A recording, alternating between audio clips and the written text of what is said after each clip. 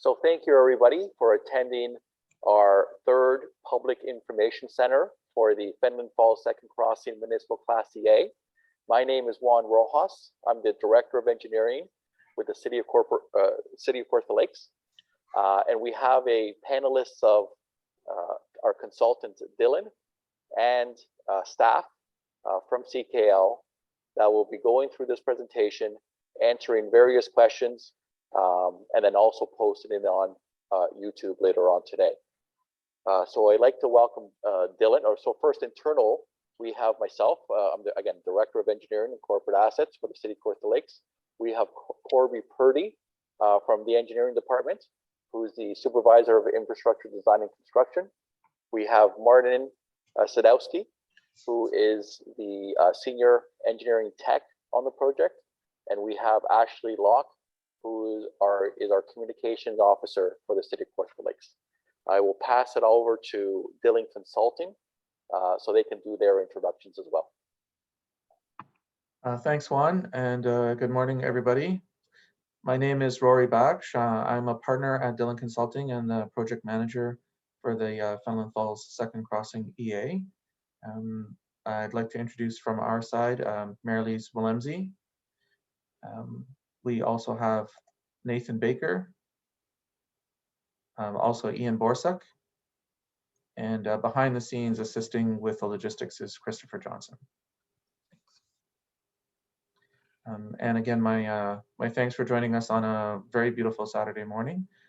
What I'll do is offer a quick introduction, and then we'll get into the meat and potatoes of the presentation itself. So there has been some work completed, and we'd like to make sure that everyone that's joined us today is up to date on where things are and the work that has been done. There are some key elements to the work that we want to share and assist in, again, bringing everybody up to speed in regards to the various analyses and assessments that have been completed. The first of those is the in-town traffic improvements. The second of those is the review of the environmental assessment options. The fourth item of our agenda today is to share with you a summary of recommendations, and then there'll be an overview of the next steps, because there is more to come in terms of the nature of an exercise such as this. We have afforded time towards the back end of the time slot that we set aside so that there's Q&A. And Q&A will be facilitated on Zoom by using the Q&A box. Everyone should see a button at the bottom part of your screen. The session is being recorded, and that is to allow those that were not able to make it today live to be able to see this video feed at some point at a later date, or should you wish to revisit it, for those that are live, it will be available fairly shortly on the city's website. So again, for those that are actually connected to Zoom via a tablet, a mobile device, or your PC, you should see a window similar to what's being presented on the screen and a Q&A box, and that will allow you to send us your questions. For those that may have connected solely by telephone, whether that's a landline or whether it's just a regular mobile phone, you have the ability to raise your hand. By doing so, it's *9 to do so. So *9 if you're only on a telephone, such as a landline or a non-smartphone type device. As questions come in, we will repeat those and then give an opportunity for those questions to be answered. Marilise, may I turn it over to you to provide the overview? Yeah, thanks, Actually, Rory. Rory, can I just jump in for 1 second? I'd just like to let the group know that we also have two City of Kawartha Lakes councillors that are participating in this session. Councillor Kathleen Seymour Fagan and Councillor Doug Elmsley are logged in and present.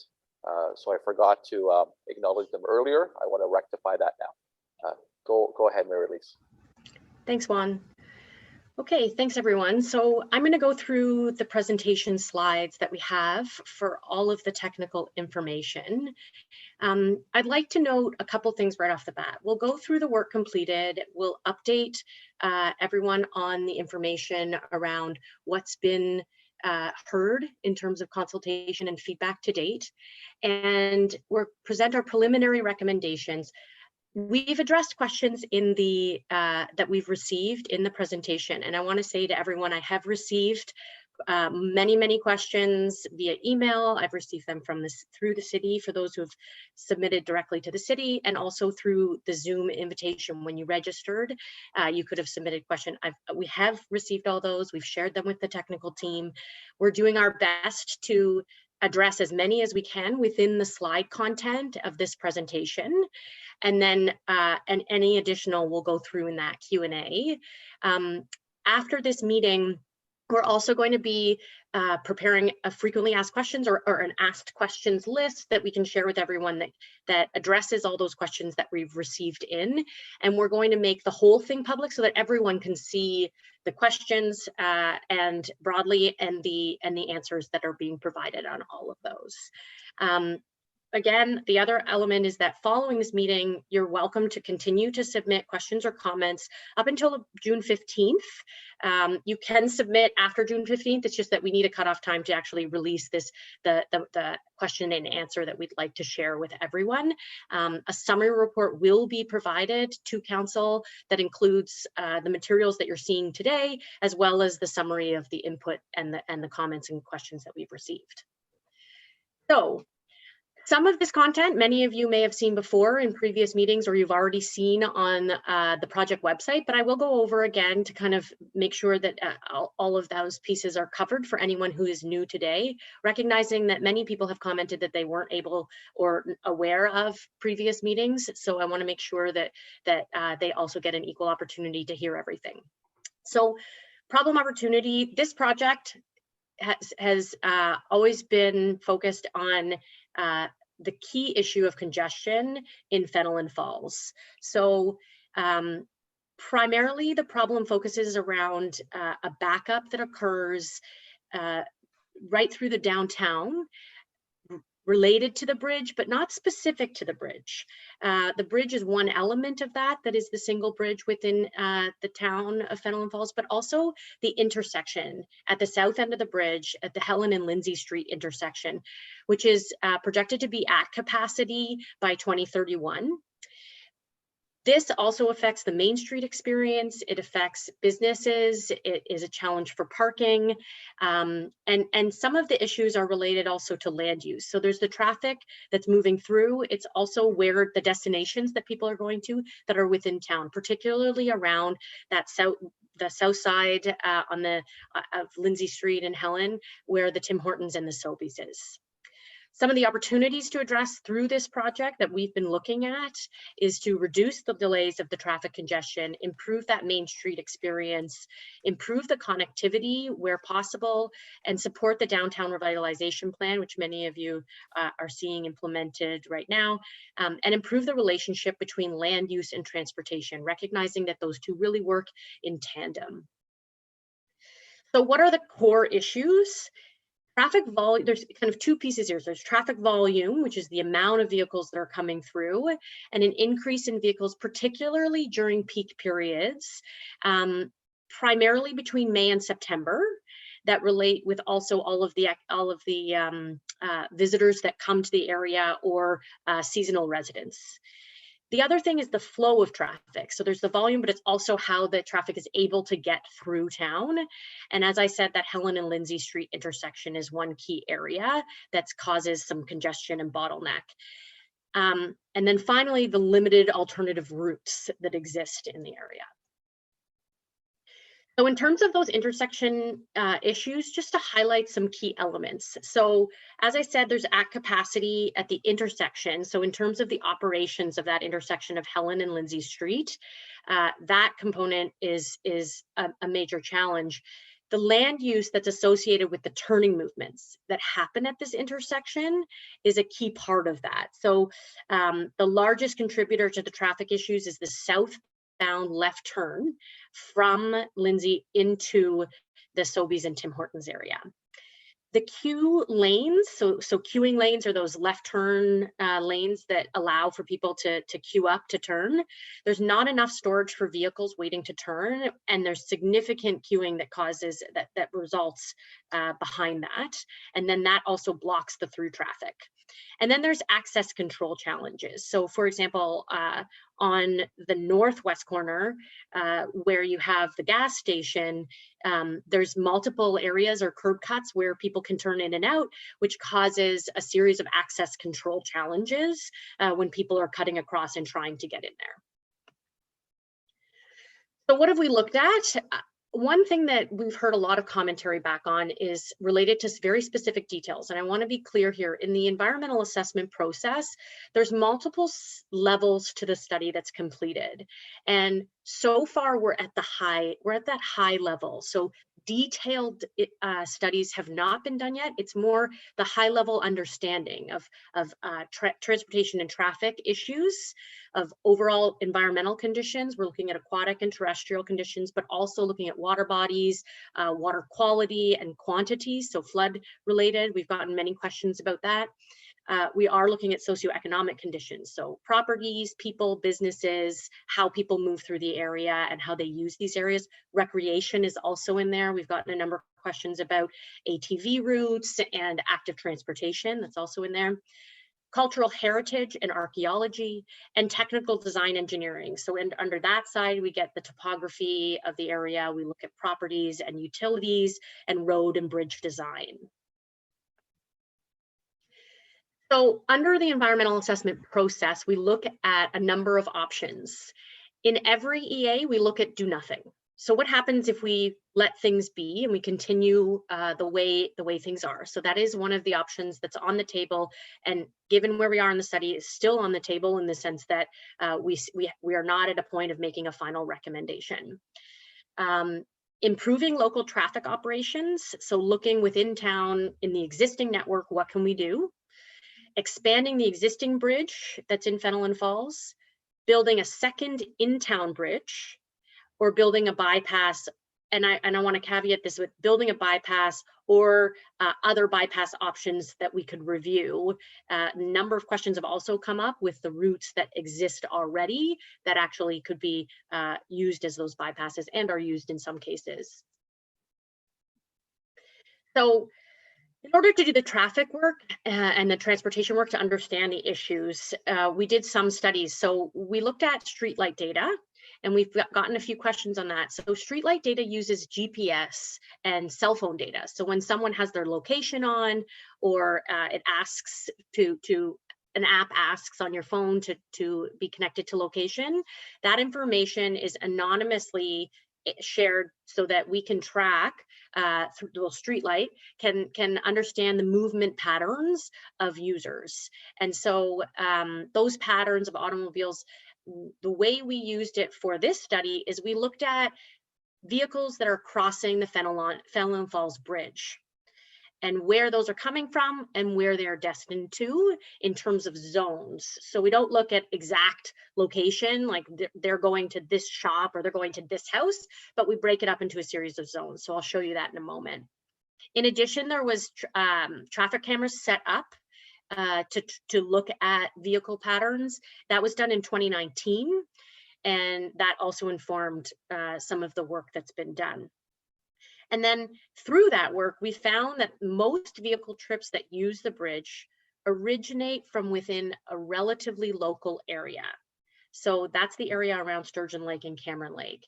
And this is really important because some of the initial perception or expectation is that it was people coming from the GTA and they're causing a lot of that challenge. But I think one of the things that we've realized is that that's one component, but there's a large amount of traffic that's actually generated that is local. And that makes sense because there's not that many other options to be using when people are trying to move around the area. So as I said, through that streetlight data, we broke up the geography into zones. So that's what you're seeing in the figure on the map, or the figure on the screen, is a large area for those who are on the telephone who can't see the images, it's a large map that shows the city of Kawartha Lake's boundaries in purple, and then the broader region that's broken up into zones, and those zones get smaller as we get closer to the bridge so that we can better understand the travel patterns. And through this analysis and the supplementary work that was done through the traffic cameras, we found that the majority of trips, so over 70%, are within the city, or occurring within the city of Kawartha Lakes. Up to 20% of the trips are between Kawartha Lakes and external areas. 35 to 39% of the trips are from the north of the city of Kawartha Lakes to the south, and south to north. So that's where people are traveling through. And then 47 to 51% of the trips are between areas that are just south of the bridge. So what does this tell us? It tells us, first of all, that we need to address some of the traffic operations that are occurring in town, with local generated traffic that's contributing to the congestion being relatively close to that area in town needs to be addressed. And then it also tells us that there is some in-town improvements with traffic that could also be supported. Approximately 20 to 30% of the traffic could be diverted around town that would support those in-town improvements, or 40 to 50% of the traffic could be diverted on a second in-town bridge crossing. So kind of looking at the numbers of how we could address the issue. I want to also indicate that in that work, this is approximate. It's not exactly 20% of users or exactly 39% of users are going to go one way or another. These are meant to guide, but not be exact and precise in that area. So why are the traffic improvements being proposed? So getting into our first solutions, with the information and the background work that's been done, the first thing that we've looked at, other than do nothing, is the traffic improvements that can happen in town. And we're looking at that to address the land use and traffic operations at the intersection of Helen and Lindsay as a primary issue. Understand what can be done with the traffic that's destined for Stovey's and Tim Hortons, given that they're expected to remain for a foreseeable future as we understand it. And then there's an opportunity to rethink how site access is provided and the management of turning movements. And also that traffic improvements can be implemented and progressed immediately if we're able to find a solution that could greatly improve current conditions. So I'm going to pass it now to Ian, and he's going to go through what's been looked at for the traffic improvements specifically. Great, thanks, Mary-Lise. So when it came to looking at what we can do in town, there were several different approaches that we took for actually getting the traffic through and managing the queues that were being experienced. In some cases, we were looking at just, the simple option, which is, can we do something with the signals? Can we just adjust the signal timings and modify them to try and favor some approach, particularly the southbound approach, to minimize the queuing that's spilling back onto the bridge and to try and keep things actually flowing. The problem with that is when we did it, it would really cause other approaches to then start queuing back. So there wasn't really anything just with traffic signals that we can do alone. The alternative that we then started looking at is controlling the accesses a little bit more. Are there accesses on the gas station side, the Sobeys Tim Hortons, that we could modify or cut off, particularly to actually help streamline the solution? And then we looked at, were there actually additional things in terms of capacity? Can we actually add lanes somehow, extend storage lanes on any of the approaches so that we could better just accommodate the vehicles that we're seeing through the intersection? Other things that we also looked at were just the potential to relocate some land uses and to divert traffic in kind of around closed accesses, divert traffic using Green Street. So some bigger network capacity kind of alternatives. All in all, we really looked at more than 25 options, and for each of those had a variety of different signal timings and kind of sub options that we evaluated. Next slide, please. So I think I'll go through these pretty briefly, but generally, as I said, signal changes alone would not actually accommodate all of the vehicle queues that we are experiencing. There was no way for us to actually accommodate the queues that are spilling back on the bridge. We're trying to accommodate on average 4, 5, 6 vehicles every signal, but there's not space for that. And at that, every single signal, an additional vehicle was kind of getting compounded onto the back of it. So the queues were growing continuously, in essence, through the peak period. And that was a challenge that we weren't able to kind of remedy with just signals. We looked at bigger picture issues or opportunities, like what if we put a roundabout in and kind of made a continuous flow type of situation. In the end, that one didn't actually provide a satisfactory level of service in terms of accommodating the volume that we're looking through there. And had large issues in terms of just the footprint of such a large roundabout that we're looking to put in to accommodate heavy vehicles and all of the demand that we were forecasting through that intersection. So, on the next one, so our recommended solution then is to modify the access for the Sobeys Tim Hortons slightly to provide a right in, right out movement. So what that actually means is it would eliminate the ability for traffic that's coming southbound or actually westbound on the bridge to turn into the Sobeys Tim Hortons. They would need to be diverted. As well, the vehicles that are on Helen Street would need to get diverted if they were accessing directly coming straight through to access the Sobeys and Tim Hortons. If they were turning onto the bridge or onto the Lindsay Street, those movements would still be maintained. But we would also want to remove the ability for vehicles coming out of the Sobeys Tim Hortons to make that through movement onto Helen Street or to make the left turn onto Lindsay Street. So first thing basically is turn it into a right in, right out.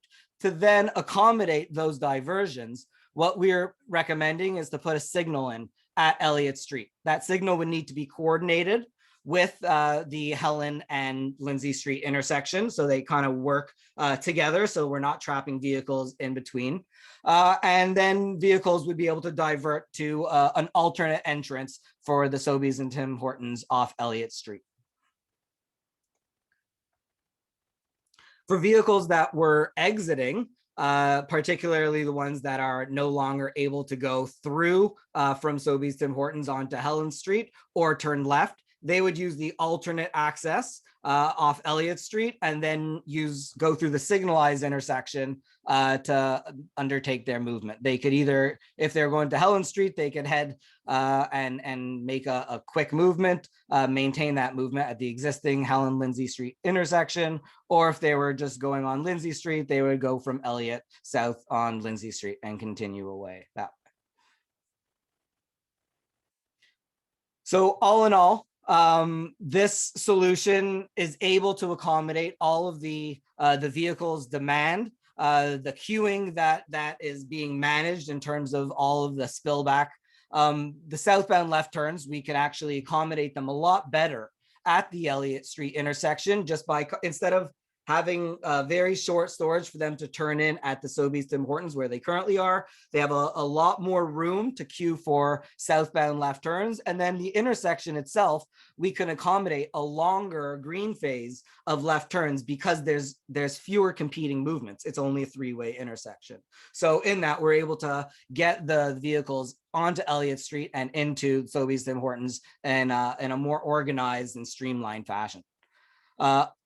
There's other improvements that would be required along Elliott Street to kind of help facilitate that movement. And as well, some things to consider in terms of streamlining the access for the Sobeys and Tim Hortons. One other thing that we looked at was, as part of a previous study, was the potential to extend Elliott Street and kind of formalize Elliott Street as a four-way intersection, connecting it through to Helen Street. And that is a viable option.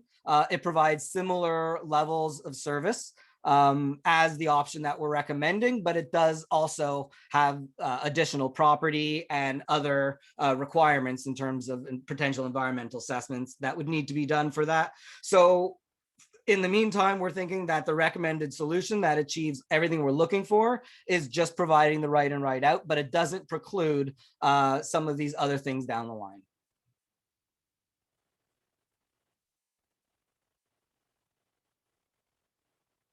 There we go. And then on Elliott Street, some of the solutions. Elliott's already being looked for reconstruction. It's planned for reconstruction.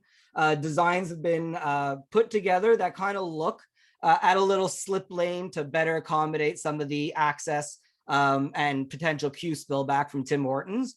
But in that, there is further potential to actually make that a little bit longer of a storage lane and streamline it kind of with a 3-lane cross section between Lindsay Street and the access, then tapering it down to a 2-lane roadway beyond. So we looked at the feasibility, the potential, and it seems reasonable and would help accommodate some of the queues, particularly for the Tim Hortons spillback.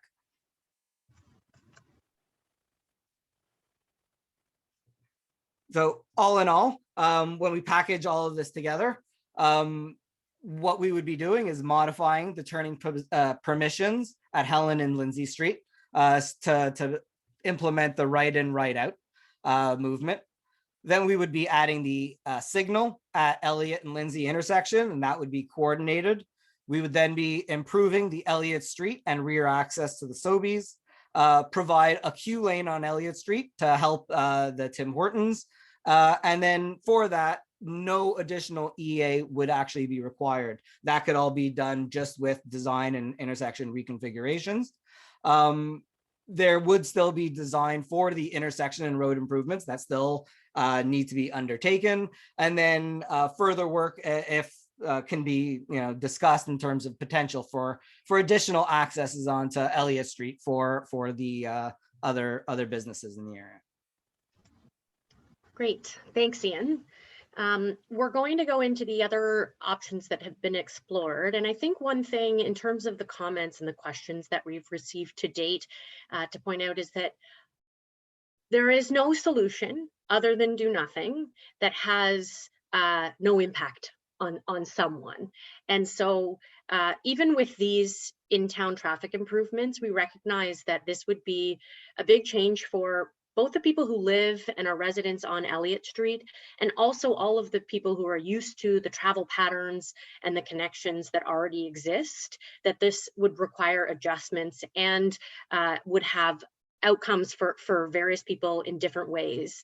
And so similar to other solutions, we have impacts that have to be considered both within the scale of the problem as well as the scale of the solution. So I just wanted to provide that context in terms of some of those questions that we got. And we're absolutely aware that this would be a big traffic change for those people who live on Elliott Street, and that the issues related to queuing for the Tim Hortons are only partially solved through some of this work, and it can't be entirely solved with some of these ideas. So the other options that have been considered, first one I'll go into is the existing bridge. So with the existing bridge, we looked at whether or not we could widen this existing bridge, and it is not recommended that we widen this bridge to accommodate more through traffic. So adding more southbound left queuing space, so the leftbound, the southbound queue lane that's going into the Sobeys Tim Hortons, adding some space there would provide a little bit of relief, but at peak periods, as Ian said, it does not improve the traffic flow enough because the queue continues to grow. There's complications for design of Colburn Street and the tie-ins with Colburn and Lindsay. Many people also wrote in about this, and we agree. Colburn Street itself is 2 lanes, so even if you widen the bridge, you're just moving the bottleneck to a different location. And then the road alignment is also skewed, so you can't actually make too big a modification in terms of width. You could do some adjustments, absolutely, but being able to do too much there is quite limited given the geography and the road geometry. The existing bridge and the pedestrian connection that exists today absolutely requires improvements and rehabilitation. Many of you may already know that some of the refurbishment, so refurbishment has already been approved, and plans for that are underway. An emergency repair was completed just this past winter in January, February. The city is now evaluating options for this asset, and that includes improving the pedestrian connections on both sides of the bridge, or looking at those options. So I want to be clear there that there are pedestrian improvements being explored for this bridge. It's not within this specific study, but it's within the work that's being done around the refurbishment of the bridge that's now underway. So the next option is a new in-town crossing. And we looked at a number of potential locations. In earlier consultation, we talked to community members about where this possibly could be located. We did look at a Clifton connection. That was taken off of the table, but for a traffic connection, it didn't solve what we were looking for, particularly because of the location, and then also the residential connection along Clifton to the north. But it is, you know, there is other people who are interested in other connections. We did get some questions about, can you build an active transportation or pedestrian connection only, a bridge that only holds cyclists and pedestrians and potentially ATVs. That's outside of the scope of this project, because that wouldn't get to the core of the auto traffic issues, which is the area that we're looking at. It doesn't mean that that can't be done, but I just want to be clear that within this work, we're not looking at additional pedestrian or active transportation bridges. Yes, that would improve some of the challenges that are happening at the Helen and Lindsay Street intersection in terms of pedestrian crossings that are being made and needing time to give to those crossings. It wouldn't be of a scale that would make any big difference though. So because most of the traffic is related to the turning movements that are happening from the vehicles, and the pedestrians, yes, they impact some of that wait time that's needed, but it wouldn't make that significant of a difference. So with the Clifton option being taken off, we looked at three kind of different alignments that could be possible using Witchwood Crescent and connecting over to Francis, or eventually, ultimately over to Sturgeon Point Road. And I want to be clear here, the work that we're doing, again, this is solutions level work. It's very conceptual, it's very high level. These are lines on a map. There's been no surveys done. At this point, we're just talking from a high level concept. What could be a possible solution? A new connection like this would require new road connections on both sides of the waterway.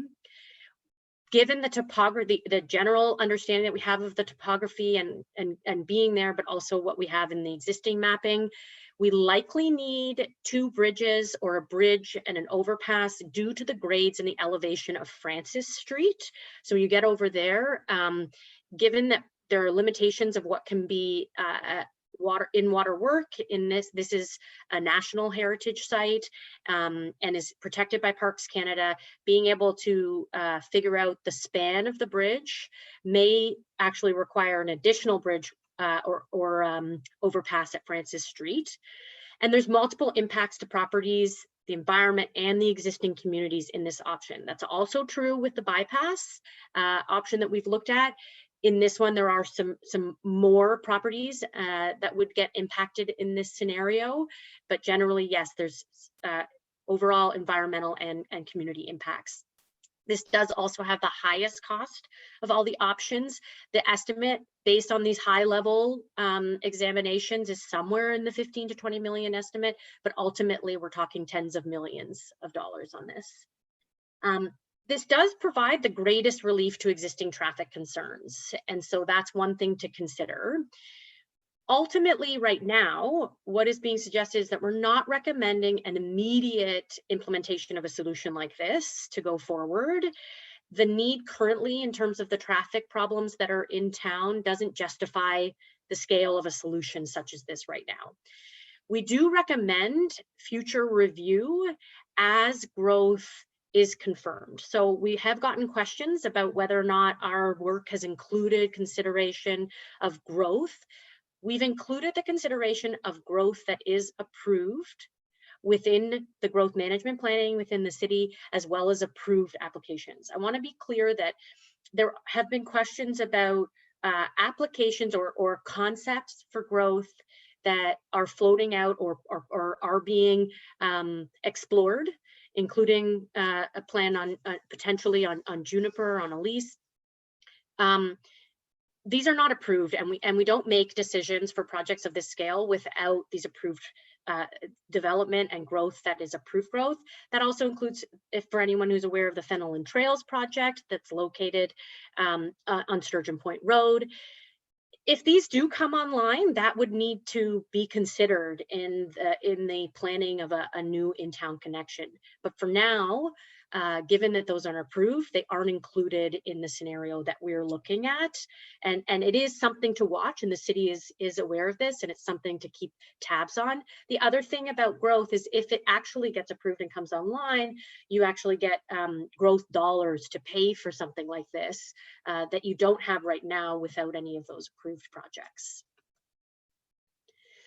So in addition to the in-town, we looked at a bypass crossing. So the considerations for the bypass was to connect Highway 35 and 121 so that you could take 35 north instead or south instead of 121 going through town. The existing connections, are not direct and are not currently suitable as haul routes. So one key thing in the bypass piece is that a component of the traffic that's been identified to try to redirect is truck traffic out of town, with a haul route identified as a priority. Now, many people may be aware of this, but there was the city completed an aggregate haul route study in 2006, and it looked at both the existing connections as well as potential new routes. And it concluded that a new crossing at 3rd Concession over the Burnt River, which you're seeing on the map on the right here, we're showing where the existing crossings of the Burnt River exist, which is Mitchell's Bridge on North Line, and then up at the Burnt River Road Bridge near 6th Concession, that those were not suitable connections for a haul route, and the recommendation was to explore a new connection and complete an EA for that. So that's this EA that also is looking at that connection. There are options, though, to increase the signage to direct bypass traffic to existing routes. So some of the comments that we have received have been around this, that can we use the existing routes, particularly the one on North Line with Mitchell's Bridge that connects to Polson Road. So through the commentary that we've received so far, we've had discussions with the city, and absolutely the city can look at signage to better make people aware of an existing route during those peak periods when people want to avoid going through town, that there is an existing connection. It has to be examined for truck traffic because it's not appropriate for truck traffic, particularly the intersections, but that is something that the city we've talked to about, and they are going to look at is how that route is signed, and people are made aware of that to see how that may also affect some of the travel patterns. So in terms of the route and what we're looking for, so some of the commentary in terms of the connections we're trying to make in a bypass, ultimately, approximately 31% of the vehicles that are on the Fenelon Falls Bridge today are moving in this southwest to northeast direction. And a new connection on 3rd Concession would provide a more direct route across to connect 35 and 121 and continue that southwest to northeast connection. A key travel pattern that was identified in the haul route study was the patterns for the quarry and the heavy vehicle trucks. North Line, so Mitchell's Bridge, is not direct. The turns, as I said, they will reduce the traffic use. So the potential that truck traffic would actually use that route is lowered. However, improvements may be possible to encourage that. It still wouldn't be as direct as a new route, and those improvements would be also costly and impactful to property. So hence why they're looking at that in that haul route study at this new connection. So with considering the new connection on third concession, lots of questions we've received have been around this. We recognize, yes, there will be multiple impacts to properties, to the environment. There are some natural areas here and to the existing communities. It would be less than in town. Yes, it would be impactful. It requires further studies. So I want to be really clear here that there is not a recommendation going in at this time to say proceed with building the bypass. The recommendation is to do further study on this to understand what would be required in terms of a bridge and road improvements along third concession, what those impacts could possibly be in detail, what kind of mitigation, cost, impact would have to be managed. All of that would be what would need future studies. So some of the comments we've gotten in is helping to inform what would require, what we're suggesting would require additional study. And the outcome of that is still a bit down the road. And if the in-town traffic improvements are completed in the near term, the traffic can also be monitored as this additional study on a potential a new bypass is being done. In addition, with the fact that the city is going to look at better signing and directing of the existing Mitchell Bridge connection. So those things would happen while further study could be done of this new bypass on third concession. Some of that study requires looking at the upgrades needed on the existing roads, what the property requirements would be. We've gotten questions about whether or not it would be full expropriation or easements. We don't know yet because we haven't done, there hasn't been a full layout of a detailed bridge connection put in there. We'd also be looking at maintaining the ATV and the recreational connections. Yes, we're aware of the boat launch, how we continue to have that boat launch if it's in that location or if it gets shifted slightly. The environmental impacts, we acknowledge there are important environmental features here that have to be surveyed in detail based on the potential footprint of a bridge and road improvements. So ultimately, this takes more work, and more work would be recommended if the city would like to continue to explore a connection like this. The cost would be what we consider, mid-level, but quote unquote, because it depends on what you're looking at across your scale. But ultimately, it would be less than a new in-town bridge crossing. The relief would be provided to existing traffic concerns, but particularly to truck traffic that's going through town, that's not destined for town, but is really just traveling through. And then this, in terms of how much traffic this would redirect, approximately 20% of the traffic around town, or that's going through town, would go now around. Coupling that with in-town operational improvements that Ian went through would, we think, provide the relief ultimately that's needed. But you may even get that looking at what's happening in town first.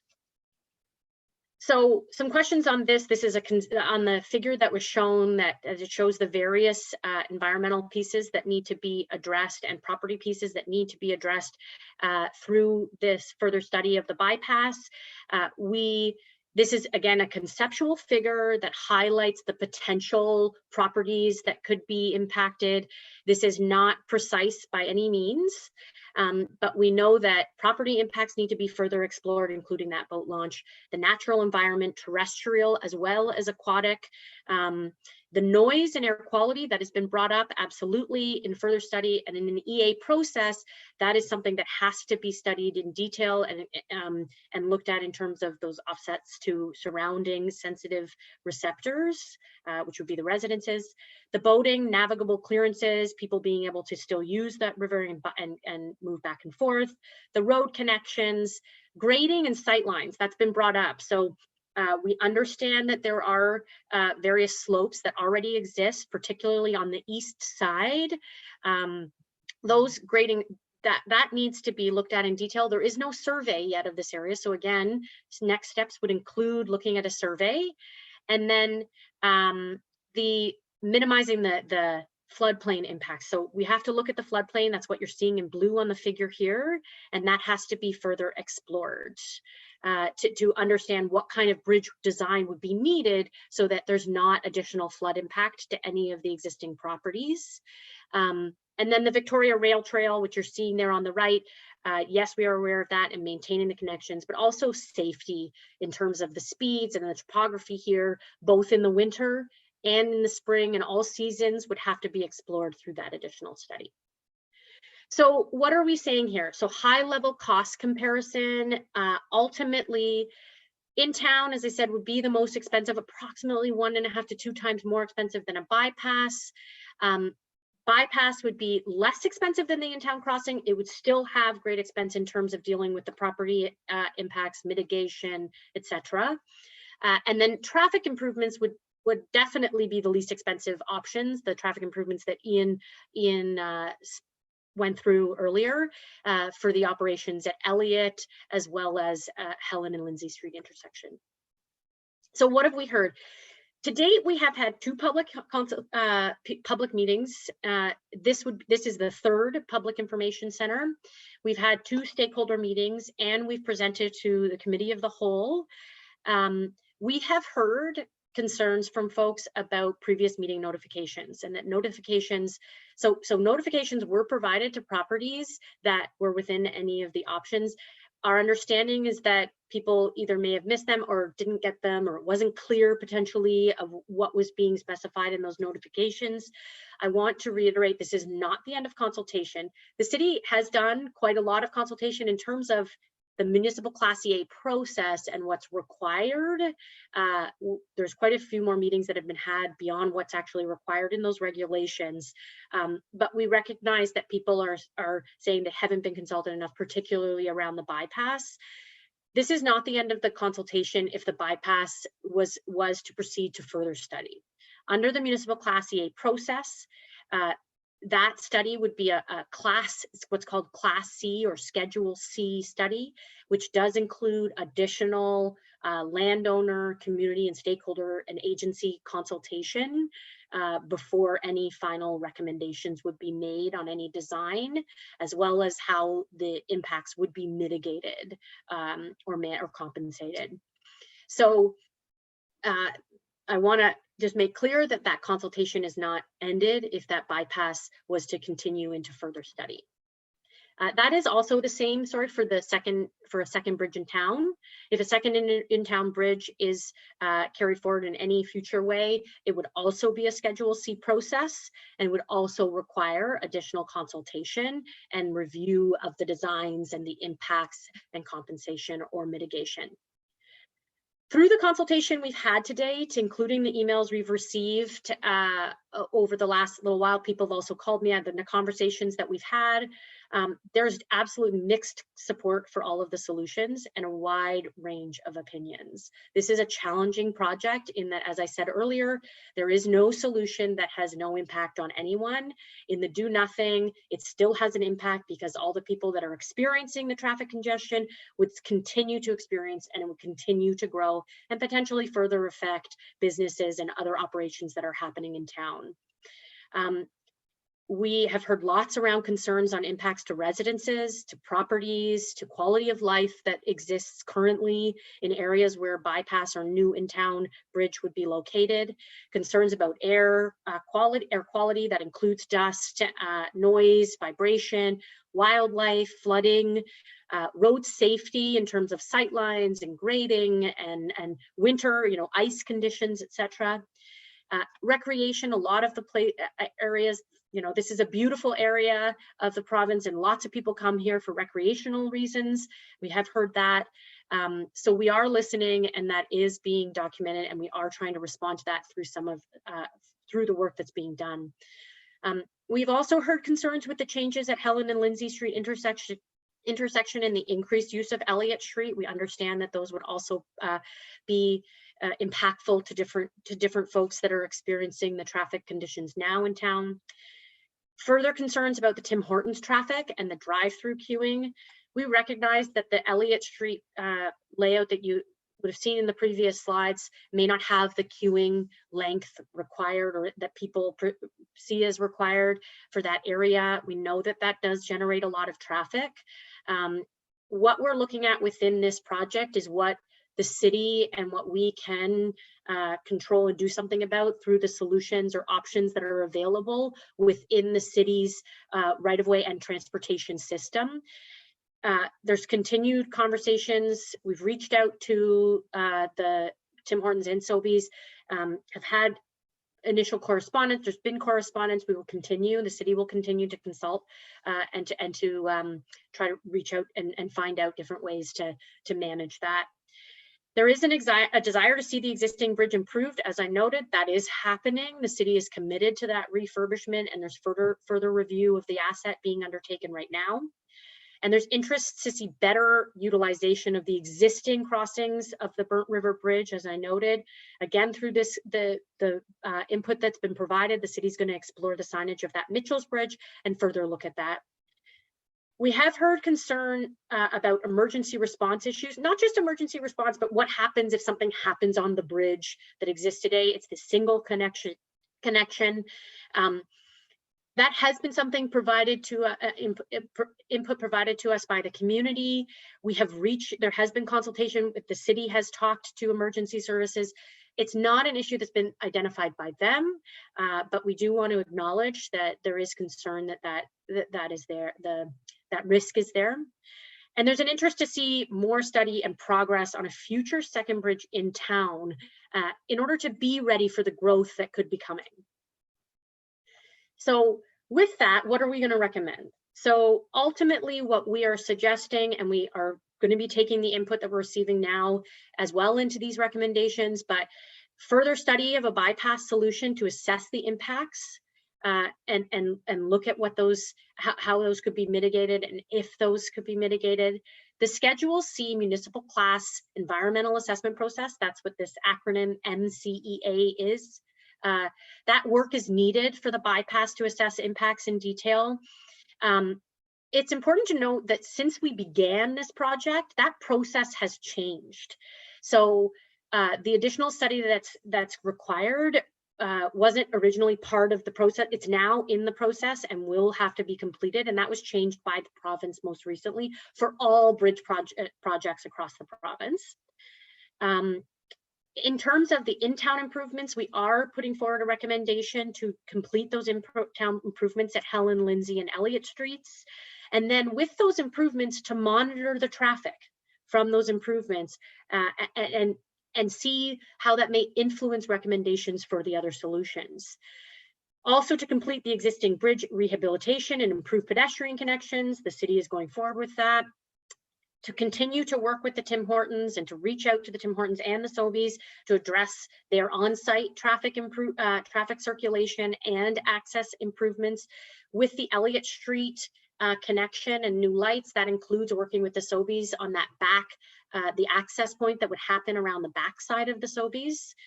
And then to continue to monitor growth in Fenelon Falls, as I suggested, and consider the long-term impacts of COVID on population growth in this area, as well as on travel patterns. Again, we recognize that's something that's new since the work began. And as I said, review the signage for Mitchell's Bridge. So the next steps for this project, we're going to have a question and answer period now, but also to encourage you to submit your questions to us.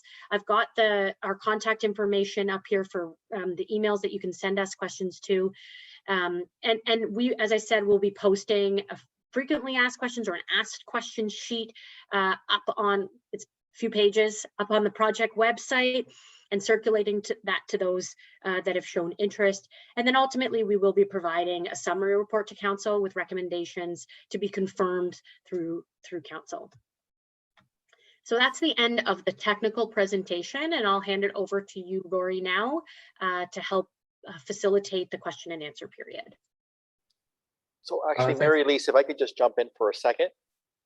I know we started a little bit late, say 10 minutes late, and we have over 180 participants, which is excellent. So we had earmarked around 11:30 to wrap this up, but recognizing the extreme interest and us running a little bit late, I'm going to recommend we go to 12 to give an opportunity for everyone to ask their questions. And if we finish before that, that's great. As Mary Elise pointed out, we've done 2 public meetings, 2 stakeholder meetings, and 1 committee of the whole. The committee of the whole was in November of last year, and council's wishes was to go back one more time, which we're doing now.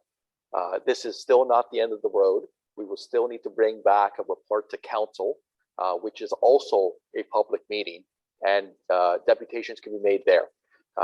Again, I think the municipal Class CA process requires 1 point of consultation. So by the end of this process, we're going to be up to at least 7. And so the process works. We try to capture as many people as possible. We recognize with a community that's as large as the city of Kawartha Lakes and with a seasonal residents, it's extremely hard to capture everyone, but we do our best. So again, there's going to be another opportunity for any concerned citizens or anyone that wants to participate to have their voice heard, which I think is like, again, the city goes above and beyond, which I think is excellent. So with that, I'll turn it over to Rory. Is going to manage the questions. I believe there's a few people that are calling in. You have to hit *6 to mute and unmute when you're on the phone only and not on computer. But maybe, Rory, you can give sort of a guide on how we're going to be taking questions from those people that are just calling in from a phone. For those on a computer, please utilize the Q&A button. But for those on the phone, I'll turn over to Rory just to make sure we have a nice flow. Go ahead, Rory. Thanks very much, Juan. And so specifically for the few individuals that have joined us on either a landline or a non-smartphone device, if you dial *9 while we're live, then the Zoom platform will notify the team member that you've raised your hand, and then we will be able to open up your audio feed and you can ask your question live. And that's an accommodation that we're making for those individuals who are simply on a phone. Anyone else that's on a PC, a tablet, or an actual smartphone, you'll either have an actual Q&A button that you can see at the bottom of your window, or in the bottom corner of the window, you may see a More button. And if you tap that, you'll get a pop-up that allows you to raise your hand. But again, if you can send it in as a Q&A, then that will be most beneficial. So the reason I'm asking the Q&As to come in is because we have seen a number of similar questions that have emerged through email in the lead up to today's session. That's actually been very helpful because what I'm going to do is take the 2 most kind of prevalent questions and allow those to be answered. And while that's happening, everyone else has an opportunity to formulate questions and send your questions in through the Q&A box. As I see the questions come up live today, then I'll look at the ones where I see similar subject matter, and I will pose those so that those questions can be answered, and hopefully that will assist in giving cohesive answers to those of you that have questions today. So again, please use the Q&A box to submit your questions, and we'll do our best to answer as many of them as cohesively as possible. With that, I would like to kind of bring up one of the first questions that had come through where there was a fair amount of similarity. People are very curious about the changing traffic patterns as it relates to COVID. People permanently or partially working from home, and whether or not that has any influence on our recommendations. And may I call upon Mayor Lise to offer an answer to that question? Yeah, thanks, Rory. So absolutely, COVID has affected travel patterns right now, and the way people are working, where they're working, and how they're moving around, and what is peak periods of travel.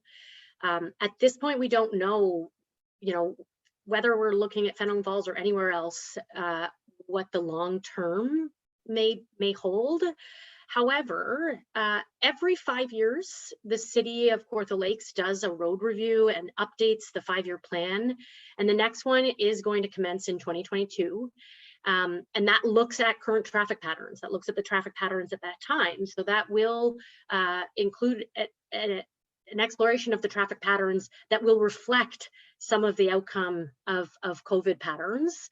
In addition, the city has just initiated work required for updating the growth management plan. So that's initiating. With that, there's subsequent the master servicing plan, but really the master transportation plan as well. So basically within a year, the city will be commencing all of these studies, and that can further inform recommendations through the EA work, given that the additional EA work that's required will take some time. So that can also inform some solutions and some recommendations that go forward. Juan, do you want to build on that? Yes, thank you, Mary Elise. And I just want to, just a point of clarification. So growth management plans, master plans, traffic studies, 5-year plans, those are not unique to the city of Kawartha Lakes. So most or every municipality within Ontario is mandated to do those such plans. So this is not something that we're doing just for Fenelon or just for Kawartha Lakes. It's part of our overall good governance and our planning process going forward. So I just wanted to make that a little bit clear. Thank you.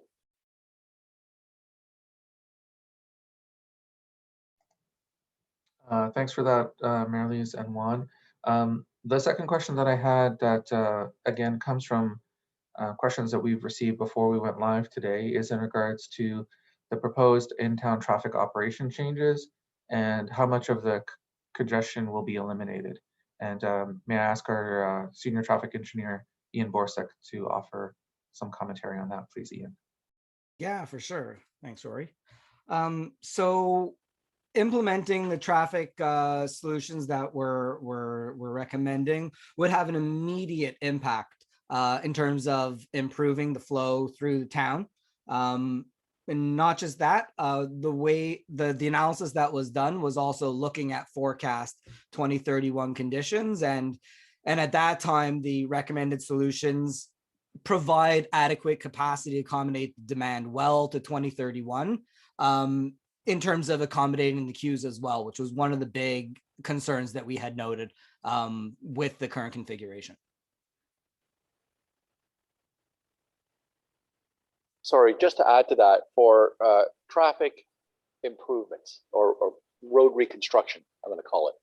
So a couple of years ago, we urbanized Witchwood near the school. We have in our design queue, so it's basically designed and waiting and ready for funding. We have improvements to Elliott, Elise, and Murray. So those projects we've had consultation for the urbanization of those roads. They're basically shelf ready, it's designed, and it's a matter of just funding. Again, the city has limited funds, so we try to prioritize projects wherever possible. In Fenelon Falls, if you've driven by there lately, we've accelerated our downtown Fenelon Falls project, which is currently underway. So that project was expedited, and I think it's going to be a benefit to the downtown, to the beautification. It's been well received. And then there's another project in queue, which would be the reconstruction or rehabilitation, or both, of the existing crossing. That will look at pedestrian movements, sidewalk movements, lookouts, and the things of those natures. So we do have projects that are approved in the design phase. We do go to council every year, and we're starting our 2022 capital budget process now. We're hoping to have that approved by October, maybe November of this year for 2022 projects. So everything sort of feeds through the budget cycle, but we need lead up, right? So we need funds to design, we need funds to relocate utilities, and then we construct. So there are several projects being proposed, and it's ultimately there's a vetting process through council in order to prioritize projects and also be in line with the general tax rate increase, the user rate increase, or the various different funding sources that we have to fund these projects.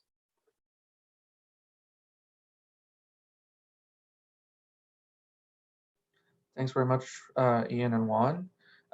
There have been a number of questions that have come through on the Q&A, so I would like to express my thanks for everyone using that feature to send in the questions. Please continue to do so.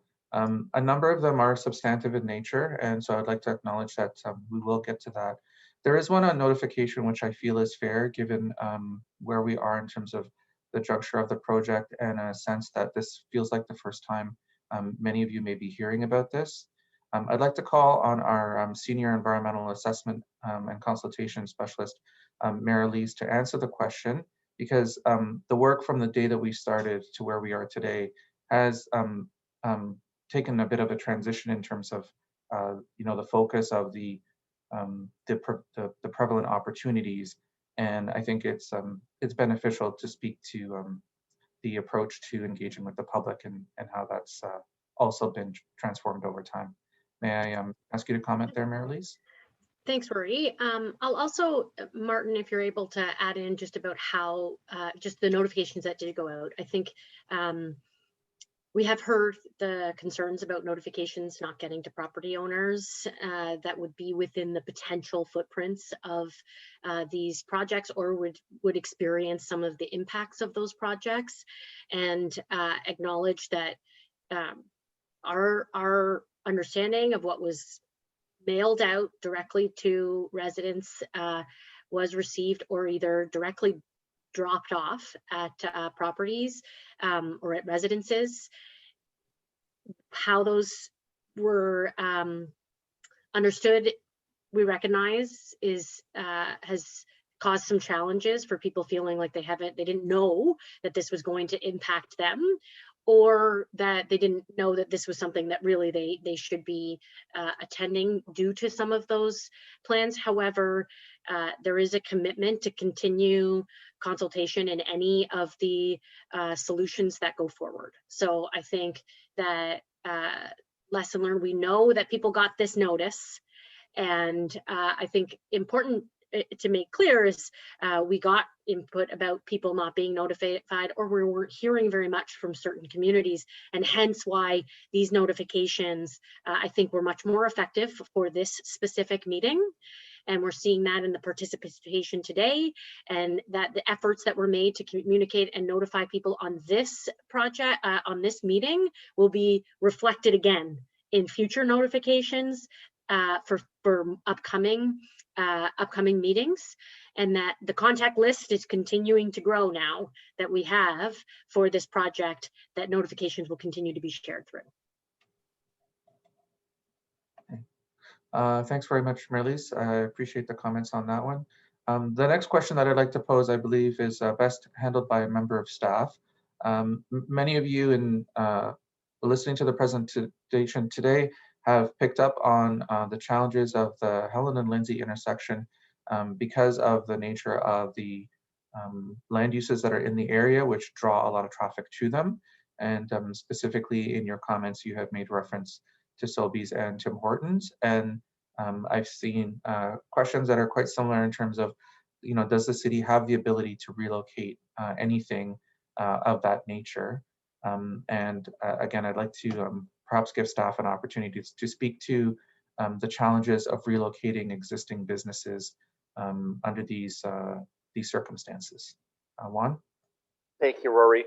So like anything, with time, things change, right? So environmental concerns that are prevalent and at today didn't exist 40 or 50 years ago, or they existed, but legislation changes.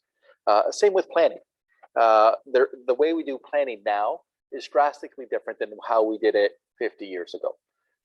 So we grandfather things in. So there really isn't a clean way of restricting land use that it has historically been there. So the mechanism that the municipalities use the most is to expropriate land, which is extremely controversial and a long process. So forcing a business to relocate is extreme challenges. It's really a PR nightmare. So the way we tackle that is to fix the planning of the zoning or the official plan now, going forward, and work with the existing land use as it currently stands. So again, we could have conversations, and we've had conversations. We've reached out to both Sobeys, gas stations, Tim Hortons, and various businesses in that area to try to come to a solution, or to lessen the burden on traffic congestion, especially in that intersection. But prohibiting a business from operating, the municipality is not in that business. So it would be extremely, extremely difficult. Rory, I hope that answers the question. Okay, thanks for that perspective, Juan. I do have another one that I think is best handled by staff. A resident has noticed the age of the bridge and is concerned about its longevity. And I think it's worthwhile to staff to speak about its diligence in terms of looking after that critical piece of infrastructure. Yes, thank you, Rory. So for any bridge, not just Fenelon Falls, but any bridge in Ontario, we're mandated to inspect the bridge every 2 years for condition ratings, for safety, for life cycle, for all those good things. And the city of Kawartha Lakes does that. Every 2 years, we inspect all our bridges and large culverts. So anytime we have a crossing over a waterway, it's inspected.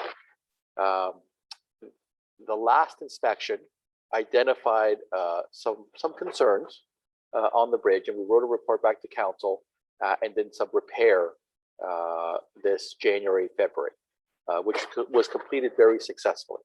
Having said that, we continue to evaluate it. So council has approved a rehab of the bridge that may change into a full reconstruction. We're still analyzing that, and we plan to take a report back to council with our findings this year, probably within the next 2 months. So we do have a strategy to address the existing condition of the Fenelon Bridge. It is safe, so there's no concern of collapse. It is safe for vehicular and truck use, but as part of our asset management plan, we continuously review all our critical infrastructure. So there'll be some more information provided in about 2 months regarding the plan for that bridge. Thanks very much, Juan. And again, to our members of the public, please continue to send in your questions as they build up. I see the similarities, and then I try to pose them in a way that helps people follow along with kind of an arc of a conversation. So we just did a question on the bridge itself. I'd like to move a little bit down the street and acknowledge some feedback that we've received in regards to what happens when we make those traffic improvements that Ian spoke about. They're specifically concerned about the traffic going down Elliott, and suddenly there's a lot more traffic in front of those houses. And so because it is a traffic question, I'd like to ask Ian to offer his perspectives in regards to that traffic being diverted onto Elliott Street and those citizen concerns. Ian? Sure. Yeah, it's absolutely something that we've noted, that we'll be taking a number of vehicles that operate through the current primary access for the Sobeys Tim Hortons. Not all of them, be it, because we are still maintaining it as a right and right out for some movements, but that traffic will be diverted onto Elliott Street. One of the main things so firstly, we identified that there's not a need for a widening of Elliott Street full blown to accommodate the volume of vehicles. The main issue that we had noted was the potential queue spillback from the accesses from the Sobeys, from the Tim Hortons in particular. So that was one of the main things that we were looking to address, is to ensure that traffic on Elliott is still operational. We looked at the stop control and if there was need for additional control measures along Elliott Street, but the existing access locations did accommodate just with a simple stop sign. So from our analysis, it seemed like the volumes that we were forecasting would be able to be accommodated within the network. There's a similarly related question, Ian, so I'm going to ask you to keep your camera on. Sure. One of the things that I think some others may have heard in earlier presentations, but I'd like you to comment on for the benefit of bringing everyone today up to speed, is a rough timeline in regards to those traffic improvements.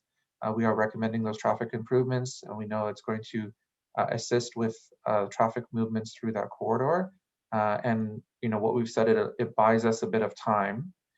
Can you give us a sense as to how much time can be bought through those traffic improvements? How many years do you think we've got until things become a point of critical concern yet again? So I think the way to kind of put it out there is the forecast demands that we were using for this analysis was for 2031. At that time, these traffic solutions were able to accommodate all of that demand without any issues. Traditionally, in traffic engineering, we would attribute a level of service, which is a way of kind of measuring the volume, the ability for an intersection to accommodate the demands, as well as the delays that are experienced at the intersection. And for the intersection in 2031, with the proposed modifications on a scale from A to F, with F being the worst, a failing intersection, we were really showing that the proposed modifications would achieve a level of service of B. So all in all, we're thinking that by 2031, the proposed modifications would be able to accommodate the traffic that we're forecasting through there. Okay. Thanks very much, Ian. Do you have any further comments in regards to pedestrian crossings and anything that may assist in reducing jaywalking to allow both the pedestrians and vehicles to coexist more peacefully in the corridor? So I'll speak to that pretty quickly. With the introduction of an additional signal at Elliott Street, it does allow that potential for providing enhanced pedestrian crossings of the corridor. Just within our local study area, the previous corridor studies that have been undertaken looked at other pedestrian crossings within the area. And so that is outside of our immediate scope right here. But with the introduction of a signal at Elliott Street, additional crosswalks and pedestrian crossings would be provided. Sorry, and just to add to that, I'm not sure, Corby or Juan, if you want to clarify there. I think there is also looking at some pedestrian crossings, some signalized pedestrian crossings just further south down Lindsay Street, where the school is. Juan, do you want to just clarify that? Yeah, thanks, Mary Lisa. Actually, 2 points. So one is council did approve in our current budget for design, so not for construction, but for design, of mid-block pedestrian crossings. One basically opposite Green Street at Lindsay Street, and one just south of Green Street where the trail sort of spills out to Lindsay Street /121. So we are in the process of designing it. That work has been awarded to EXP Consulting, and we anticipate that the design will be done by the end of this year. Again, so typically, for those who are not familiar with the city's budget process, we design capital works in, say, year one, and then we design and we construct it. Once the design's finished, we construct it in year 2, year 3, year 4, somewhere shortly after the design's complete. That's for sort of cash flow purposes, and also in any given year, it allows flexibility for our finance department to prioritize, or through council to prioritize which capital projects happen in any given year. So those two pedestrian crossings have been approved for design and will be discussed in our through the budget process for any given year or in our 5-year capital project plan. The other important project to note is a potential sidewalk on the east side of 121, which we have identified land through our realty services / land management division. There's about 23 to 24 properties that we need to acquire land and possibly relocate the overhead hydro line that's on that side to accommodate a sidewalk on that side, which currently does not exist. So that design has been approved, and it's with Realty Services or our Land Management Division to acquire or negotiate for the acquisition of those lands. So that still is ongoing. So those are the two sort of major pedestrian-centered projects that the city is currently undertaking. Thanks very much, Juan. I'm going to kind of stay on the topic of traffic before I move to some other topics. We do want to make the best use of the time that we have. So there is one in regards to from the farming community in regards to farm machinery and that equipment moving through town. Perhaps, Ian, if we could start with you in regards to the viability of that continuing in the future. Yeah, I guess in terms of that, we were not looking to restrict the use of local vehicles and heavy vehicles through the study. It's recognized that there are times when large vehicles are traveling through and sometimes do need to straddle a lane or two. Typically, there's enough reserve capacity within the network to then recover after those events. So we weren't really looking specifically when those events were happening, but we do believe that they would continue to be maintained. Thanks very much.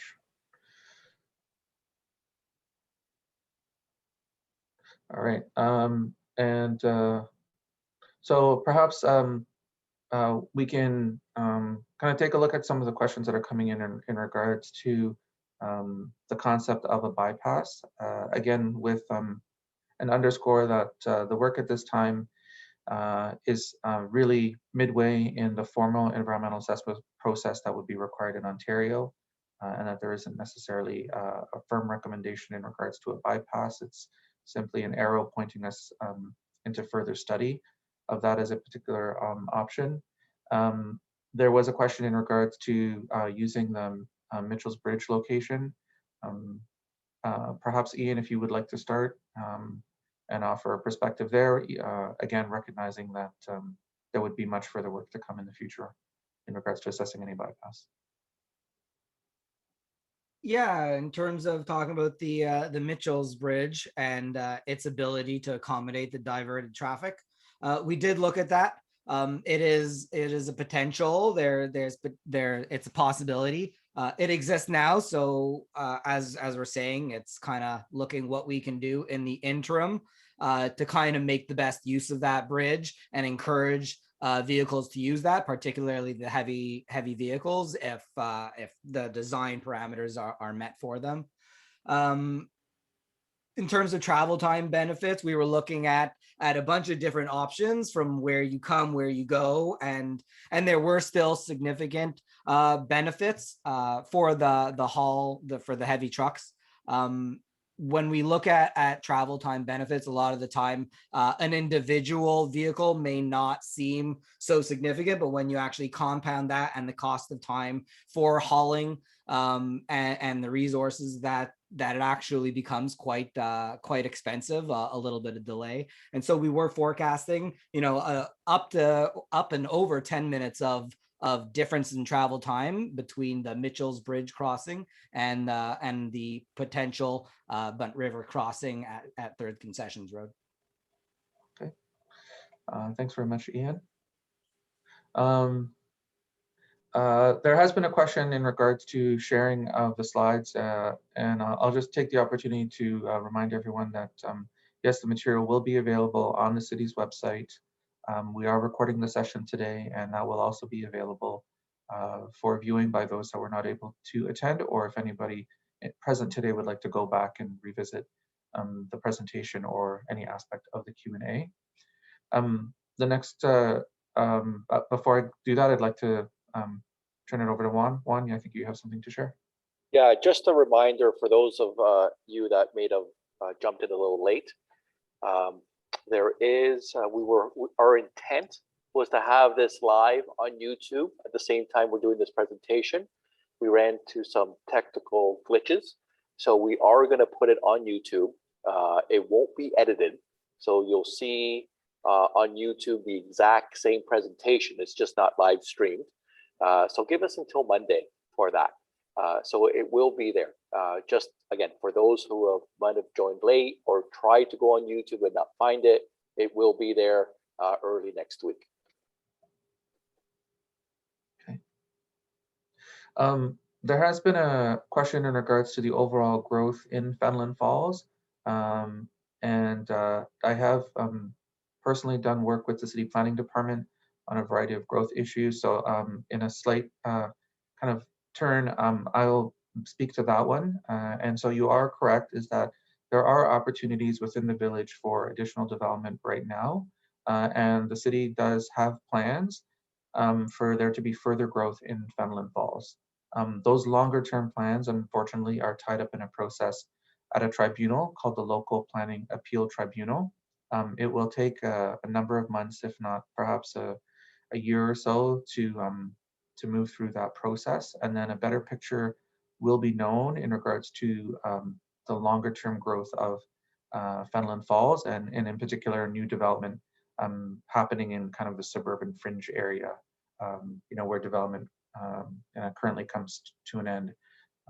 And so one of the benefits of this work continuing forward is that as that process in regards to the growth of Fenelon Falls begins to gain clarity, it will inform the Schedule C aspect of the environmental assessment. And then the other piece of information I'd like to share is this: the city has launched in the planning department a growth management strategy that is also intended to provide a further long-range picture in terms of the scale of growth happening in various communities.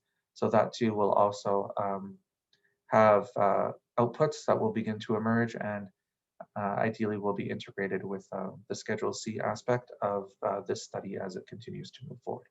So for those members of the community, please look out for information about the growth management strategy. There is a public consultation process that is part of that, and we encourage you to stay connected to what's going on in your community and to participate in all of these opportunities.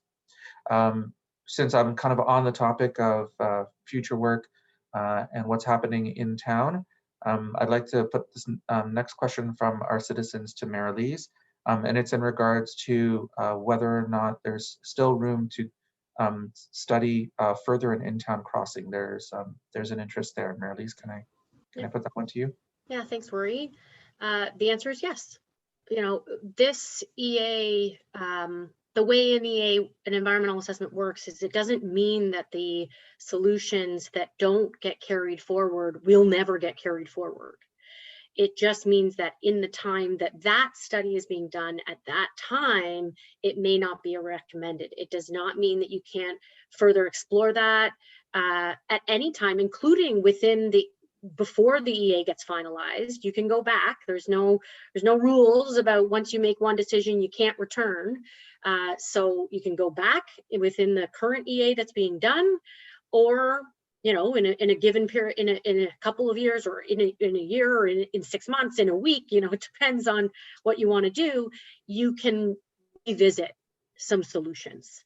So in terms of timeline within an EA process, the only thing that does matter is that within the period of time that a decision has been made to build something, you have to progress on that decision if you want to build it within a 5-year period to at least look at, and the reason they say that is otherwise after that period of time, you have to revisit the assumptions you had because things change, right? So cities change, municipalities change, and you can't wait too long once you've made a recommendation to build something to go and do that because the conditions can change.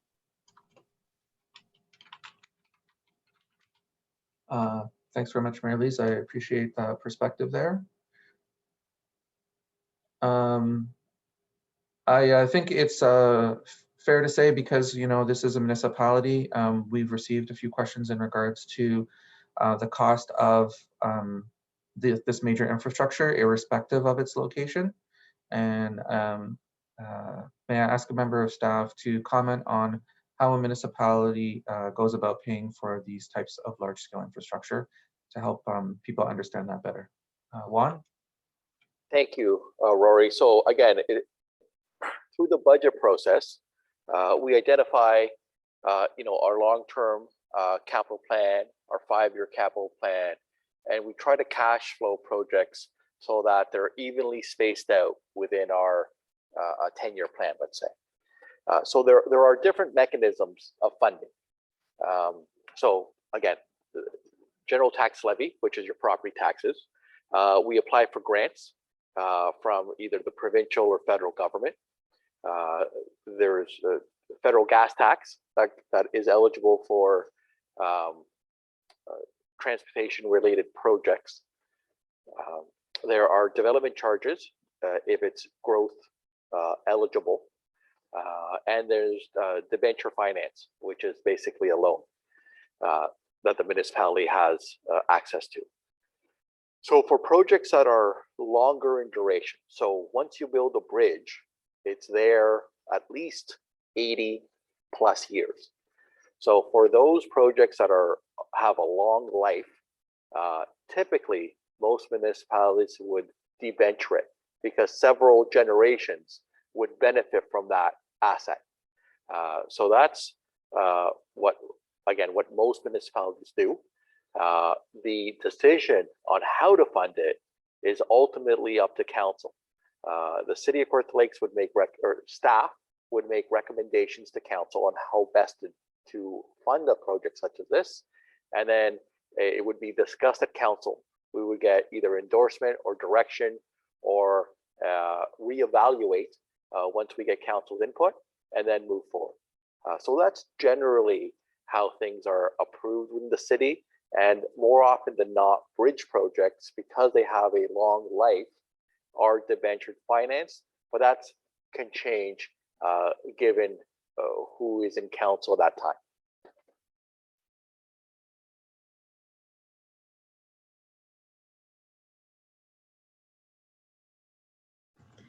You're on mute, Rory. You're on mute. Yep. Thank you very much, Mary-Lise, for reminding me that I was on mute. And thank you very much, Juan, for your answer just a moment ago.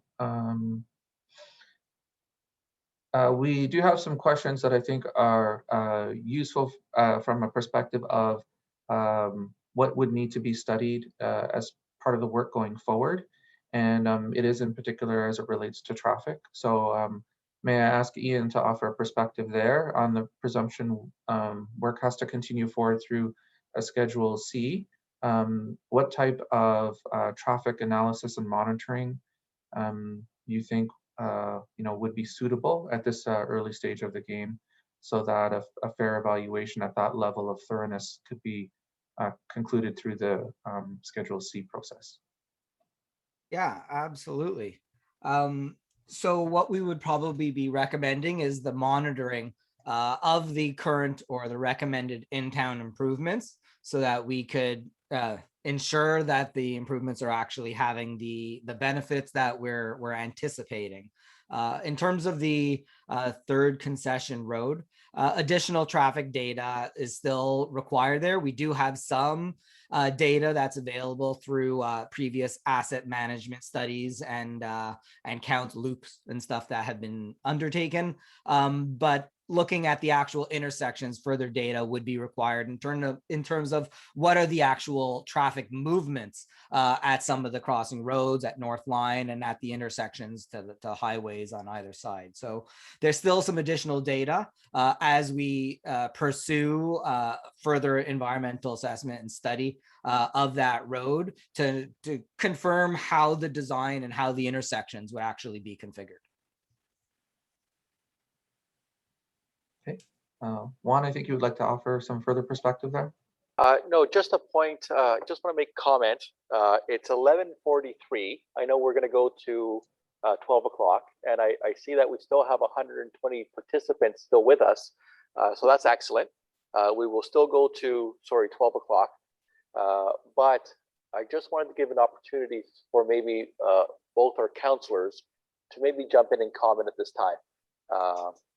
So if I can ask, maybe we'll go with Councillor Elmsley first, just because I see you on my screen, Councillor Elmsley. I sort of want to give you an opportunity or give you a platform to comment or ask any questions while we still have the majority of participants still with us. Thank you, Juan. I think that this has been excellent this morning, and given the constraints we have with COVID and not being able to have an in-person public meeting, and I want to take the opportunity to thank staff and thank Dylan and associates for putting this on. And I think that a lot of explanation and clarity was given this morning in terms of where we are in this process and how much more there is to do, and the fact that no real decisions have yet been made. There are some recommendations that will be coming forward, but I think the contentious ones, such as a second crossing in Fenelon or a bypass, no decisions have been made on that, and people will still have an opportunity to weigh in on it, because we do realize that whatever we do, we are going to affect people's environment and their lives, really. And it is not our intention to purposely upset anything. What we're trying to do is gather as much information as possible in order to make a good decision or decisions going forward that are going to improve the situation. And unfortunately, no matter what we do, it will probably cause upset to some people. So we want to make sure that we get as much information as possible. We want to make sure that our studies are done properly and that everyone has an opportunity to weigh in and have their say, so that when a decision is ultimately made, that it is the best decision that we can make at the time with the information we have.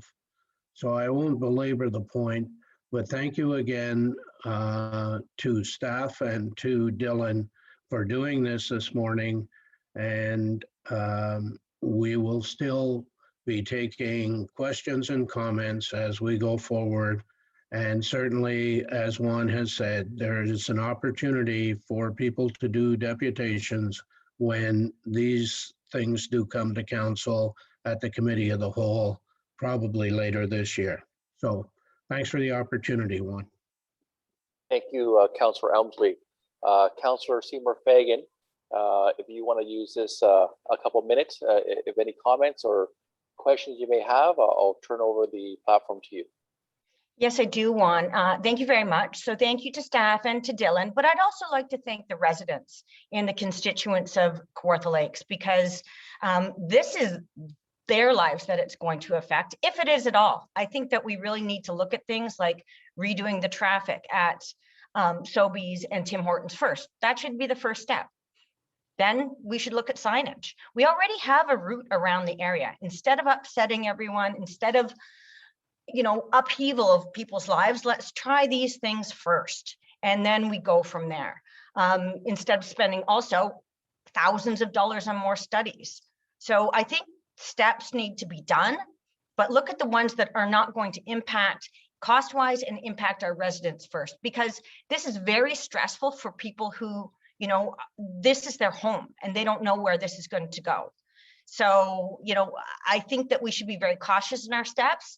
As you know, this is only my second year of being councillor for this area. So I'm, you know, I'm just, I'm thinking caution. And one thing that hasn't been brought up is the economic impact of putting people, rerouting people around Fenelon Falls. Fenelon Falls is busy because people are stopping, they're going through there. It's lively, it's all of those things. What's happening now in Bobcaygeon with our bridge out, we are seeing a reduction in traffic, a reduction in business because people are only going around the town. So a bypass does not mean that it's going to help everyone. It actually can hurt businesses, which isn't good. And that's actually a rule in planning. As soon as you start diverting people around a downtown core, the downtown core can die. So that hasn't even been brought up. And I think that that is something that we need to look at again. So again, thank you to the residents and to the constituents of the area for emailing, for contacting, for putting their questions in, because I think that they're very valid, period. So thanks again, everyone. Thank you, Councillor Seymour Fagan.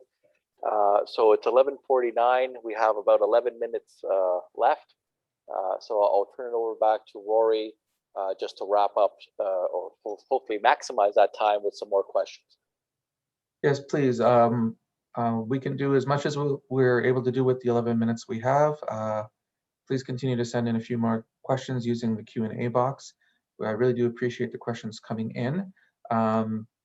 Our bridge engineer has been, sitting patiently waiting for hopefully a question of substance that he can answer, and I'm glad that something has come in.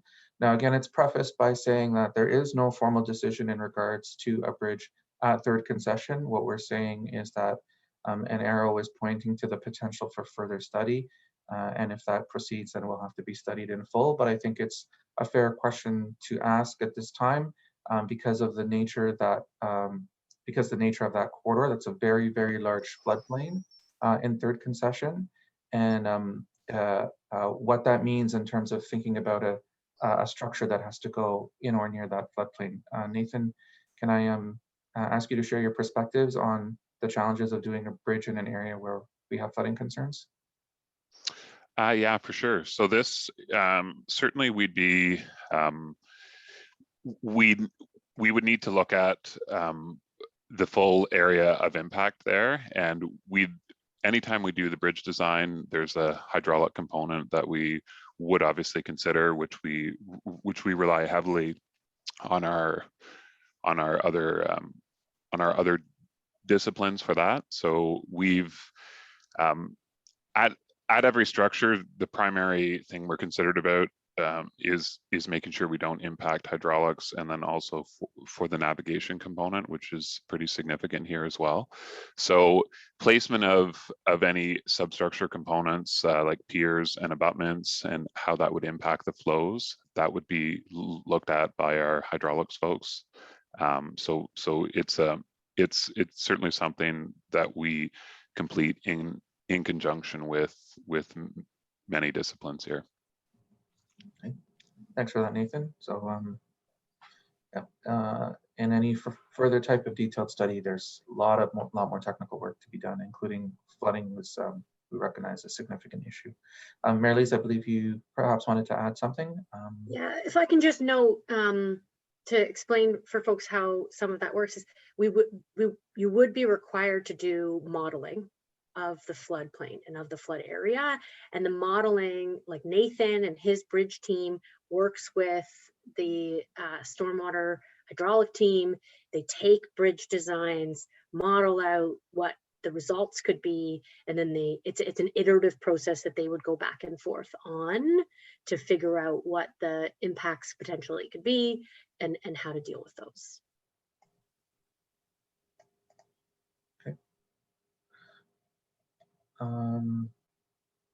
So in terms of the amount of time that we have between now and seeing any type of future infrastructure investment, There have been 1 or 2 questions in regards to just general roadworks and rehabilitation, and a program for road repairs and making sure that roads are in good order until such time as there may be some new infrastructure, however that may come forward.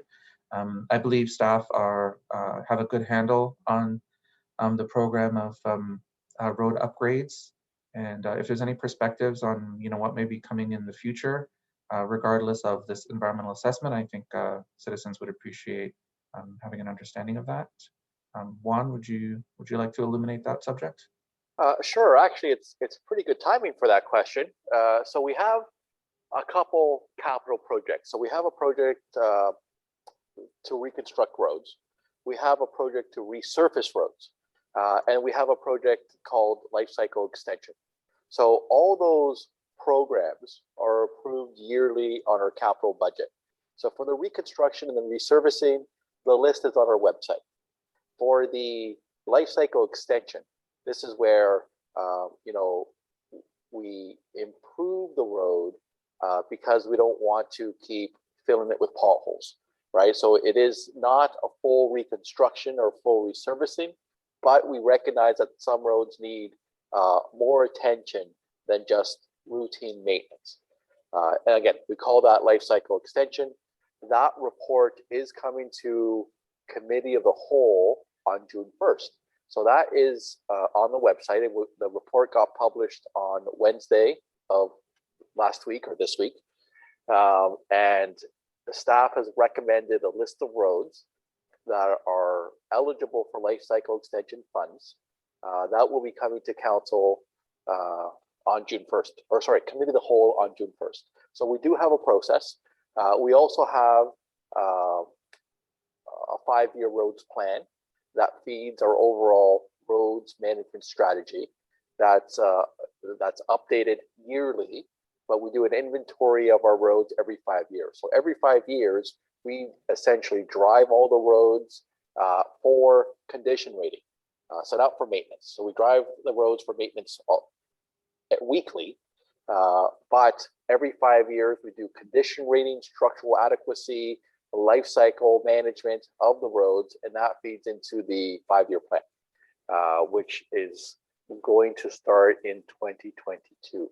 So that feeds the overall process, and it all gets nicely bundled together in our budget process every year. So I think at a high level, that's what it is. So if people are interested in localized roads or condition of the roads, I encourage you to log into the June 1st Committee of the Whole, which is on Tuesday coming up, and there'll be more information at that Committee of the Whole meeting. Thank you. Thanks, Juan. In respect of everyone's time, I just wanted to give a little bit of a signal. We extended the formal period until 12 o'clock. 2 hours out of anyone's Saturday is a big ask. We recognize Saturdays are usually days off for many people from work. It's usually time to do groceries or spend some quality time in your garden or with your family, especially when the weather is as beautiful as it is today. So we would like to finish on time. That being said, I think there's room for 2 remaining questions. There's going to be one in regards to pedestrian crossing and how that could or could not fit into an EA process going forward. And then the other one will simply be on the process, what the next steps would be from here. So there was a question that came in regards to something such as a pedestrian bridge only, as opposed to anything in regards to traffic. And Marlies, who is our EA specialist, may I ask you to share your perspective on how something like that would fit into a process if the process continues forward. So Rory, can I just clarify, is it over Trent Severn, so in town? Yes, it was the one that was from the 2016 Ainley report. Okay.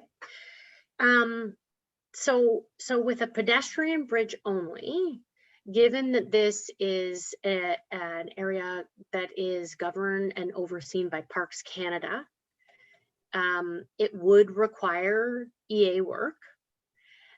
It depends on the location of where it is, the scale, the size, etc.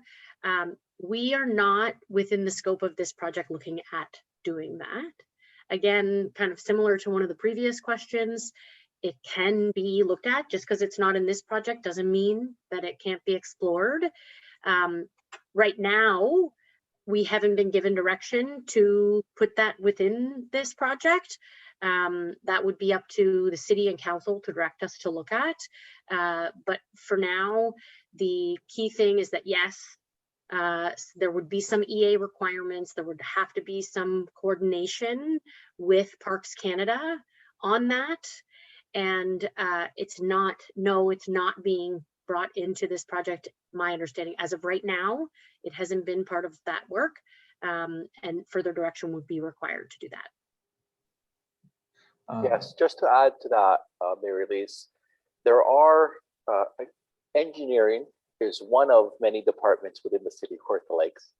So for a pedestrian only crossing in Fenelon, the city is aware that there are some groups that are looking at that, or other departments that are looking at that. So we're not oblivious to the fact that there is a concern, at least, for an additional possible pedestrian crossing.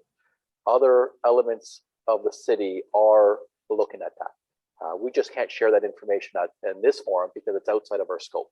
But we recognize that that concern is there, and there will be more information to come at a separate time. Thank you. Okay, thanks for that, Juan. And then to close us off, I'd just like to give Mary-Lise and a member of staff an opportunity to speak to both the immediate process and then what's to come. So obviously, we're going to leave some time available for follow-up communication and information to be made available. And then this will track forward to another milestone. So perhaps Mary-Lise, the short-term steps as to what's to come. Yeah, thanks, Rory. So we will have a summary of this meeting and a summary of the consultation input and feedback that's been received. What I would call essentially is an interim report on the EA. It would be an interim report would be submitted because we are not wrapping up the EA with a recommendation that if a bypass is to be, if council and the city would like to explore the bypass further, that further study would be required. The EA is not closed on doing those or doing that work. So it's essentially an interim report. It will include the traffic improvement recommendations. That work does not require an EA. So in many ways, it's an EA that identifies that local traffic improvements can be made in town. That is then reported on with its own cover, and we make the recommendations to go forward to council for consideration. At that point, the work that we are scoped to do is wrapped, and then further direction then comes from the city, and you know, whether or not local improvements are progressed through design work. Essentially, all of the work that's been done to date has all been conceptual. So regardless of any changes that are required, there'd have to be design work done. And Elliott Street improvements, you would have seen that drawing, as Juan had mentioned, Elliott Street is already slated for improvement and plans are there. Some refinement to that may be required if support is given to completing the in-town traffic improvements that are being outlined in this work. So essentially the next steps, once gone through council, if supported for that, any one of those things needs more design and potentially further study, depending on which of the solutions are supported for extra work. Great. Was there anything that staff would like to offer in terms of process? Because otherwise I'll offer some closing remarks and then give staff an opportunity to offer closing remarks. Juan? Yeah, just briefly, again, I'd like to thank Rory, yourself and your team, and Mary-Lise for the wonderful presentation. I know it's a Saturday. We still have 94 participants hanging around, and it's excellent. We had 180, and participants, I use the term loosely because that just means they're logged into a device. I could imagine there's at least 2 or 3 huddled around a computer or a smartphone. So the participation rate I'm going to guess it's well over 200, which is excellent. It shows the commitment to our community, the engagement in our community, and we will follow that database or that process going forward to make sure we reach out to people once it comes back to either committee of the whole or council. So I'll let you close up, but I'd like to again formally thank staff that's in here and our consultants for an excellent job done. Thank you, Juan. And again, my sincere thanks to everyone that took time out of an otherwise gorgeous Saturday to come learn about the work that's been done and what the next steps look like. Again, both from the city's perspective and the consulting team's perspective, we're stronger when we have high participation, and we continue to encourage that at every step of the way. Please send in any follow-up questions that you may have. We're always certainly open to that. Certainly in a closing word for myself as the team's project manager, I wish everyone continued safety and good health through the pandemic. And I do wish for a good day when we'll be able to meet in Fenelon Falls at some point in the foreseeable future. Thank you very much and have a wonderful weekend. Bye, everyone. Thank you.